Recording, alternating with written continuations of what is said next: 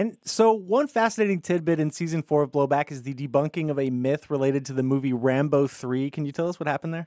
Unfortunately, talking about, more Afghanistan sort of internet pop culture side of things, there's a very, very popular screenshot that goes around from the ending of Rambo 3 that, of course, contains the postscript to the film. This film was dedicated to the brave Mujahideen fighters of Afghanistan. And people obviously know the general reference point, which is that we backed a bunch of unsavory religious fanatics at the time and touted them as freedom fighters only for them to later on forge a holy war against America. And while that is all true, the actual postscript that you've no doubt seen online is a hoax. And there is no proof that after the 9/11 attacks, home video releases changed the postscript to, the story goes that they changed the postscript from Mujahideen to the brave people of Afghanistan. And there's no evidence of that. There's no videotape that anyone's ever produced from after 2001 or September 2001 that shows a new postscript. There's no reviews from the time. In fact, reviews from the time say that the film was dedicated to the gallant people.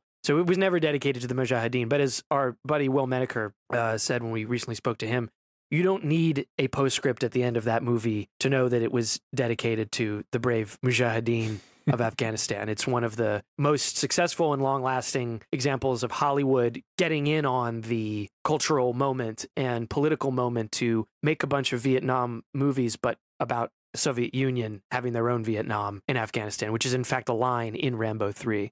And I, in a bonus episode for this season, spend a bit of time talking about Soldier of Fortune magazine, which spent a lot of ink covering the production of Rambo 3, featuring an interview with Stallone. And I think it gives a good look at how, there's a reason that this myth is, to expand on Brendan's point, and I think say something that he's said before, is there's a reason that this myth is so believable, and that, there's a reason all these people would fall for what is probably one of the more effective Photoshop jobs of the last decade. It's spiritually true.